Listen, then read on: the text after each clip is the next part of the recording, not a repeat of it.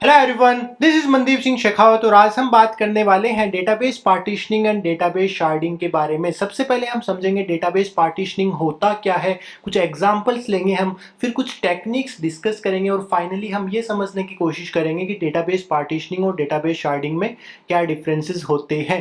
तो यार शुरू करते हैं। हम वीडियो को स्टार्ट करते हैं यार पार्टीशनिंग का बेसिक मीनिंग समझ के। तो जो पार्टीशनिंग जो वर्ड है वो यूज होता है इन कॉन्टेक्स्ट ऑफ डेटाबेसेस। इसका बेसिक मीनिंग क्या है? अज्यूम करो कि आपका एक बड़ा डेटाबेस है, आपका एक काफ़ी बड़ा डेटाबेस है, उसको आप ब्रेक कर रहे हो छोटे डेटाबेसेस में।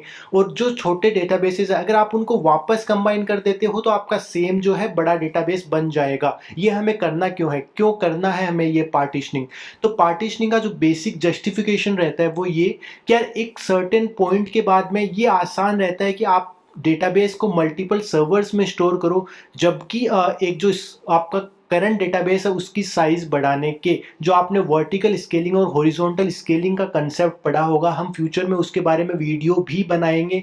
तो वो सेम कंसेप्ट यहाँ पे है। एक सर्टेन पॉइंट के बाद आप पर्टिकुलर सिस्टम को वर्टिकली स्केल नहीं कर सकते। उस केस में आप क्या करोगे, मल्टीपल मशीन से ऐड करोगे। और वो सेम केस यहाँ पे हो रहा है, आप डेटा को पार्टीशन कर रहे हो और आप मल्टीपल छोटे छोटे डेटाबेसेस में उसको स्टोर कर रहे हो। तो दैट इज कॉल्ड पार्टीशनिंग। अब आप ये समझ गए होंगे कि पार्टीशनिंग का मतलब क्या होता है, पर ये यार ये पार्टीशनिंग करनी क्यों है? ज्यादा डिटेल्स में जाने से पहले हम ये समझने की कोशिश करते हैं कि जो ये पार्टीशनिंग कंसेप्ट है ये हमें करने की क्यों जरूरत आ गई। तो मैंने आपको थोड़ी देर पहले बताया कि हम सिस्टम को एक सर्टेन पॉइंट के बियॉन्ड वर्टिकली स्केल नहीं कर सकते और वहां से हमें बेटर ऑप्शन रहता है आप सिस्टम को हॉरिजॉन्टली स्केल करो। वो क्यों? क्योंकि यार आपका जो एक पर्टिकुलर सिस्टम है, आपका मान लो आपका एक ये कंप्यूटर है तो उसका डिस्क स्पेस फिक्स रहेगा। तो जो डेटाबेस में आप डेटा स्टोर कर रहे हो वो एक सर्टेन लिमिट के बाद आप नहीं स्टोर कर सकते, आपकी डिस्क फुल हो जाएगी, आपको डेटा मूव करने पड़ेगा दूसरे सर्वर के ऊपर। This is one point. Number two point भी इसी से रिलेटेड है कि आपका जो सिस्टम के रिसोर्सेज है वो फिक्स रहेंगे।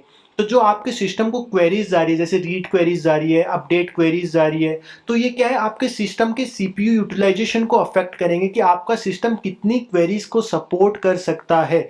अगर वो लिमिट से बियॉन्ड जा रही है आपकी क्वेरीज तो आपके सिस्टम की परफॉर्मेंस स्लो हो जाएगी and we don't want that. अगर आप कोई भी सिस्टम बना रहे हो, आप कोई भी सिस्टम डिजाइन कर रहे हो, तो यार उसकी रीड तो ऑप्टिमाइज्ड होनी चाहिए। कोई भी यूजर आपके सिस्टम को क्वेरी कर रहा है तो ऐसे तो है नहीं कि वो वेट करने बैठेगा। Again it depends on use case to use case, but mostly cases में हम यही कोशिश करते हैं कि आपके सिस्टम की रीड ऑप्टिमाइज्ड रहे। और उस केस में आप कोशिश करते हो कि जो आपका सिस्टम जितना लोड ले रहा है, जितना ले पाने की उसकी क्षमता है, वो उतना ही ले पाए और उसके बियॉन्ड हम सिस्टम के डेटा को ब्रेक करें और उसको हॉरिजॉन्टली स्केल करें। अब आपको ये समझ में आ गया होगा कि पार्टीशनिंग होता क्या है और उसके बेनिफिट्स क्या है, मतलब आपको क्यों करनी है डेटाबेस पार्टीशनिंग। अब हम यार कुछ स्कीम्स डिस्कस करते हैं डेटाबेस पार्टीशनिंग के लिए। तो नंबर वन स्कीम जो है वो है हॉरिजॉन्टल पार्टीशनिंग। हॉरिजॉन्टल पार्टीशनिंग को आप शार्डिंग भी बोलते हो। तो sharding is just subset of आपका जो पार्टीशनिंग है। तो हॉरिजॉन्टल पार्टीशनिंग स्पेसिफिकली शार्डिंग कहलाता है। इसमें होता क्या है, तो अज्यूम करो कि आपका एक टेबल है, अपनी हेलो वर्ल्ड एप्लीकेशन को ही आप अज्यूम कर लो। आपको हेलो वर्ल्ड एप्लीकेशन तो यार याद ही होगी, हमने जो बना रखी है, जो हम एक्सटेंसिवली यूज करते हैं अपने सिस्टम डिजाइन प्लेलिस्ट में। तो अपनी हेलो वर्ल्ड एप्लीकेशन है और उसमें एक टेबल है। तो उसमें जब हम बोलते हैं कि हम उस टेबल को हॉरिजॉन्टली पार्टीशनिंग कर रहे हैं तो उसमें क्या होगा, जो आपकी टेबल है उसको आप रोज में डिवाइड कर रहे हो। जैसे आपके कुछ रोज एक टेबल में जाएंगे, सॉरी, कुछ रोज एक डेटाबेस में जाएंगे, कुछ रोज दूसरे डेटाबेस में जाएंगे। तो यहाँ पे जो आपका टेबल का स्कीमा है वो बिल्कुल सेम रहेगा हर एक डेटाबेस के लिए। आप जस्ट क्या कर रहे हो, उस डेटा को ब्रेक कर रहे हो रो वाइज, कि कुछ रोज एक डेटाबेस में चली जाए, कुछ रोज दूसरे डेटाबेस में चली जाए। ये हम एक यार एग्जांपल समझने की कोशिश करते हैं अभी। तो यार आपको अभी स्क्रीन पे एक ये टेबल दिख रही होगी, ये अपनी हेलो वर्ल्ड एप्लीकेशन है और इसमें एक ये सिंपल आप टेबल एज्यूम करो, यूजर आईडी है और यूजर नेम। तो इसमें हमने क्या कर रखा है, ये यूजर आईडी स्टोर कर रखी है और कुछ यूजर नेम्स है। तो यहाँ पे जो अपनी पार्टीशनिंग स्कीम है वो कैसे है कि आप रेंज के हिसाब से डिवाइड कर रहे हो अपने डेटा को। तो आपने क्या किया, अगर यूजर आईडी आपकी 500 से कम है तो इस टेबल में जाएगी, अगर 500 से ज्यादा है तो इस दूसरी टेबल में जाएगी। तो आपने क्या किया, आपके पास ये सिंगल टेबल थी, इसमें अगर 500 से यूजर आईडी कम है तो DB1 में चली गई, और अगर उससे ज़्यादा है तो चली गई अपनी DB2 में। अगर इसके आप फायदों की बात करते हो तो इसमें फ़ायदा क्या होगा, काफ़ी सिंपल स्ट्रेटेजी है। आपको बस आपने एक रेंज डिफाइन कर दिया, उस रेंज के हिसाब से आपकी इंसर्शन हो जाएगा और उसी हिसाब से आप रीड भी कर सकते हो। इसमें यार एक नुकसान भी हो सकता है, इसमें सिस्टम की अवेलेबिलिटी पे इफेक्ट आ सकता है। अवेलेबिलिटी पे इफेक्ट कैसे, अज्यूम करो कि यार आपकी जो क्वेरीज है, आपकी जो डेटा है जो आप स्टोर कर रहे हो वो काफ़ी स्क्यूड हो गया है। स्क्यूड मतलब कि एक डेटाबेस के ऊपर ज़्यादा एंट्रीज आ रही है, कि जो भी यूजर आईडीज बन रही है वो सारी की सारी 500 से कम है, तो क्या होगा, सारी की सारी जो एंट्रीज है वो स्टोर होगी DB1 पे। उस केस में आपका DB1 पे अवेलेबिलिटी अफेक्ट हो सकती है, आपका सिस्टम डाउन जा सकता है, आपके सिस्टम पे लोड ज़्यादा बढ़ सकता है। Number 2 scheme is vertical partitioning. Vertical partitioning में क्या होता है, जो आपका डेटा है उसको आप डिवाइड करने की कोशिश करते हो फीचर्स में। फीचर्स में कैसे, वो हम अपनी हेलो वर्ल्ड एप्लीकेशन की एक टेबल का एग्जांपल लेते हैं। तो अगर आपको स्क्रीन पे जब आप देख रहे हो तो आपने यहाँ पे क्या कर रखा है, हमारी एक ये यूजर टेबल है। यूजर टेबल में जो इन्फॉर्मेशन स्टोर्ड है वो क्या क्या है, यूजर आईडी है, नेम है, फिर इंट्रो है और एक डेट ऑफ बर्थ है। इसमें आपने क्या किया, डेटा को वर्टिकली पार्टीशन किया है बेसिकली 2 फीचर्स में। एक डेटाबेस में आप क्या स्टोर कर रहे हो, यूजर आईडी स्टोर कर रहे हो और उसके करस्पॉन्डिंग नेम और इंट्रो। जो आपका डेटाबेस 2 है जिसमें आप फीचर 2 स्टोर कर रहे हो वो क्या है, आपने स्टोर किया है यूजर आईडी और उसके साथ डेट ऑफ बर्थ। तो यहाँ पे बेसिकली आपने क्या किया है, दो फीचर्स में अपनी टेबल को डिवाइड कर दिया है और इसी को हम बोलते हैं वर्टिकल पार्टीशनिंग। अब वर्टिकल पार्टीशनिंग के फायदे क्या हो सकते हैं, अज्यूम करो कि जब आप यार डेटा को डिवाइड कर रहे हो तो आपका हो सकता है कोई फीचर आपका ज़्यादा क्रिटिकल डेटा स्टोर करता है, कोई फीचर आपका कम क्रिटिकल डेटा स्टोर करता है। तो जो ज़्यादा क्रिटिकल वाला डेटाबेस है तो वहाँ पे आप ज़्यादा रीड रेप्लिकाज लगा सकते हो या फिर कुछ एक्स्ट्रा नोट्स लगा सकते हो बेसिकली, कि आपका डेटा ज़्यादा सेफ रहे।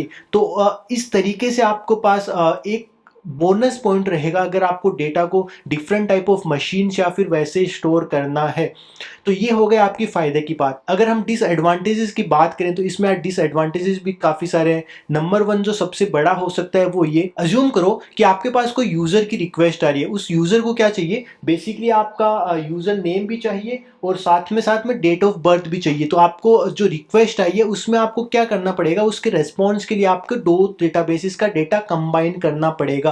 क्योंकि आपका डेटा डिफरेंट मशीन्स पे स्टोर्ड है तो आपकी रीड लेटेंसी इंक्रीज हो जाएगी, तो वहाँ पे आपकी परफॉर्मेंस डिग्रेड हो रही है। तो ये हो गया आपका एक डिसएडवांटेज। इसके अलावा क्या हो सकता है, अज्यूम करो कि हमने एक बार तो आपने डेटाबेस को डिवाइड कर दिया, अभी आपकी क्योंकि हेलो वर्ल्ड एप्लीकेशन काफ़ी ज़्यादा पॉपुलर है तो वो और ज़्यादा ग्रो हो रही है, तो वहाँ पे आपको एप्लीकेशन को फर्दर फीचर्स में और डिवाइड करना पड़ेगा। तो वहाँ पे आपका एक्स्ट्रा लोड आ जा सकता है और सिस्टम अवेलेबिलिटी की अफेक्ट हो सकती है, क्योंकि आपको डेटा को वापस माइग्रेट करना पड़ेगा नए फीचर्स के हिसाब से। डेटाबेस पार्टीशनिंग के अंदर number 3 scheme is directory based partitioning. इसमें क्या होता है, आप करते क्या हो, बेसिकली आपके पास एक लुकअप सर्विस है। लुकअप सर्विस का काम रहेगा, जब कोई भी क्वेरी आ रही है, चाहे वो रीड वाली हो चाहे फिर वो स्टोर वाली हो, वो क्या करेगा, आपके लुकअप सर्विस के पास जाएगा। वहां पे क्या होगा, आपकी जो भी रिक्वेस्ट है वो रिक्वेस्ट जाएगी अपनी लुकअप सर्विस के पास। लुकअप सर्विस के पास जब आपकी रिक्वेस्ट जाएगी तो लुकअप सर्विस आपको बताएगी आपके कौन से शार्ड के पास जाना है।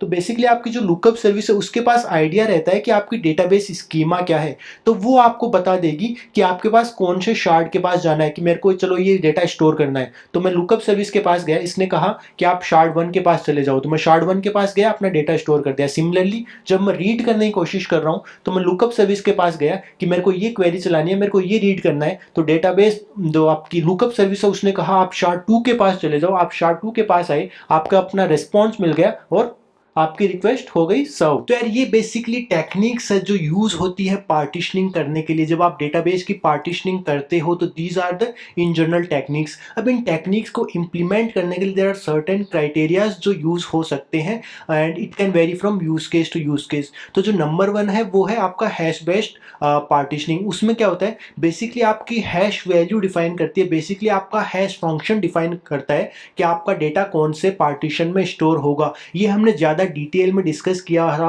अगर आप अपने सिस्टम डिज़ाइन प्लेलिस्ट में हैशिंग वाला वीडियो देखोगे तो उसमें हमने काफ़ी डिटेल में डिस्कस किया था ये, तो आप वहाँ पे ये देख सकते हो। अगर आप हॉरिजॉन्टल स्केलिंग की बात करते हो इस केस के अंदर, तो जो शार्डिंग होती है तो वहाँ पे कुछ इश्यूज आ सकते हैं जो हमने डिटेल में डिस्कस किए थे कि क्या इशू आ सकता है और उसको हम सॉल्व कैसे करते हैं with the help of consistent hashing. तो यार ये एक तरीका हो गया। नंबर 2 वे इज कि आपकी लिस्ट बेस्ड पार्टीशनिंग हो सकती है। लिस्ट बेस्ड पार्टीशनिंग का मतलब मैं आपको समझाता हूँ। तो इसमें क्या होगा कि अज्यूम करो कि हर आपने डेटाबेस जो आपका शार्ड है, हर जो आपकी मशीन है डेटाबेस वाली, उसको आपने लिस्ट ऑफ वैल्यूज डिफाइन कर दिया, लिस्ट ऑफ वैल्यूज असाइन कर दिए। तो आपकी कोई भी जो रिक्वेस्ट आ रही है वो चेक करेगी क्या वो रिक्वेस्ट आईडी उन लिस्ट ऑफ वैल्यूज में फॉल करती है। अगर वो उसमें फॉल करती है तो उस पर जाके स्टोर हो जाएगी, अगर नहीं करती तो वो दूसरे मशीन पे चेक होगा कि वो अगर उसमें फॉल करती है। तो this is list based partitioning. ये यूज कहाँ हो सकती है? जैसे आप एक सिनेरियो समझो कि मेरे को जो आपका डेटा स्टोर कर रहे हैं हम, वो मेरे को रीजन वाइज स्टोर करना है कि मेरे जो यूजर्स हैं, मेरे इंडिया के कुछ यूजर्स हैं, मेरे कनाडा के कुछ यूजर्स हैं, मेरे यूएसए के कुछ यूजर्स हैं।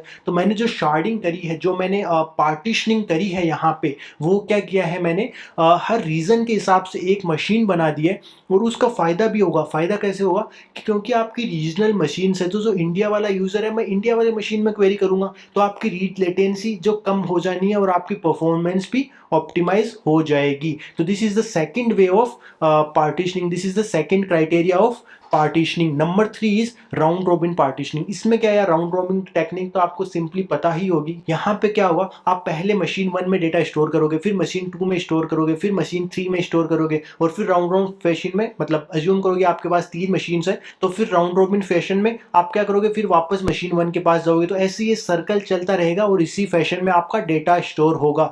और एक तरीका ये हो सकता है कि आप कुछ टेक्निक्स को मिला के कुछ नया तरीका बना दो, जैसे राउंड रॉबिन को मिला के और लिस्ट बेस्ड पार्टीशनिंग को मैंने अपना तरीका बना दिया। तो that can be any composite strategy जो आप फॉलो कर सकते हो। तो यार these are the basic criterias जो यूज होते हैं फॉर डेटाबेस पार्टीशनिंग। तो यार इस वीडियो में हम स्पेसिफिकली इतना ही डिस्कस करेंगे पार्टीशनिंग के कॉन्टेक्स्ट में। मैं इस वीडियो का एक पार्ट 2 वीडियो भी बनाऊंगा जिसमें हम डिस्कस करेंगे कि क्यों हमें पार्टीशनिंग नहीं करनी चाहिए, क्यों हमें इसे अवॉइड करना चाहिए। जब हम शार्डिंग की बात करते हैं, जब हम डेटाबेस पार्टीशनिंग की बात करते हैं तो इसमें क्या दिक्कतें हो सकती है, क्यों हमें ये अवॉइड करनी चाहिए, तो वो हम डिस्कस करेंगे उस वीडियो में। तब तक के लिए कोई भी आपके कमेंट्स रहते हैं, कोई भी सजेशंस रहते हैं, do let me know in the comment section below. इससे हमारा कंटेंट इंप्रूव होगा और आपकी भी हेल्प होगी। हम मिलेंगे अपने नेक्स्ट वीडियो में, तब तक के लिए stay safe, tata bye bye.